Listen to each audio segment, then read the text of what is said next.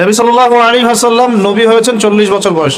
জন্মগ্রহণের আগে বাবাকে হারিয়েছেন, 6 বছর বয়সে মাকে হারিয়েছেন, 8 বছর বয়সে দাদাকেও হারিয়েছেন।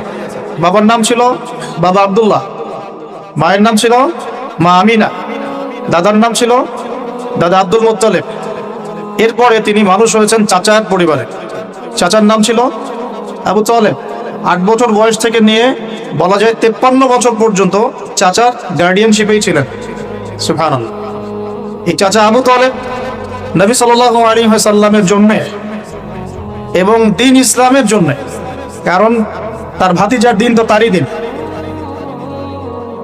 এমন কোনো ত্যাগ নাই যা স্বীকার করেন নাই। চাচা আবু তালেব নবী সাল্লাল্লাহু আলাইহি ওয়াসাল্লামকে যে সাপোর্টটা দিয়েছেন, এই সাপোর্টটা আমরা সবাই মিলেও এখনো দিতে পারি নাই। বিশ্বাস করেন? যে সাপোর্টটা নবী সাল্লাল্লাহু আলাইহি ওয়াসাল্লামকে চাচা আবু তালেব দিয়েছেন, এই সাপোর্ট আমরা সবাই মিলেও তাকে দিতে পারি নাই। চাচা আবু তালেব শেষ পর্যন্ত কালিমা পড়েন নাই। সাহাবীরা জিজ্ঞাসা করেছিলেন যে ইয়া রাসূলুল্লাহ সাল্লাল্লাহু আলাইহি ওয়াসাল্লাম, আপনাকে এত সাপোর্ট দেওয়ার পরে চাচা আবু তালেবের কি কোনোই উপকার হবে না, লাভ হবে না? নবীজি বলেছেন সাল্লাল্লাহু আলাইহি ওয়াসাল্লাম, আমি না থাকলে আমার চাচাকে জাহান্নামের একদম অতল তলে রাখা হতো। আমার কারণে আল্লাহ রাব্বুল আলামিন তাকে জাহান্নামের উঁচু জায়গায় রাখবেন, জাহান্নামের উঁচু জায়গায় রাখবেন, যেখানে আগুন তার পায়ের গোড়ালি স্পর্শ করবে, এতেই তার মগজ টকবক করে ফুটতে থাকবে। আপনারা কি আমার বাংলা ভাষা বুঝতে পারছেন? এমন কোনো সাপোর্ট নাই চাচা দেন নাই।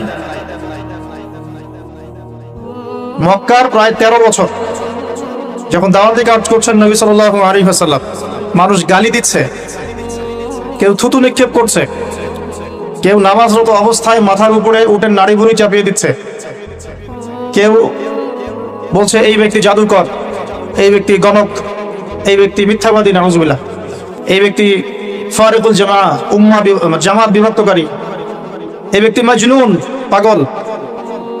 তাকে আগলে রেখেছেন তার চাচা। মানুষ অর্থনৈতিক বয়কট করছে, চাচা আগলে রেখেছে।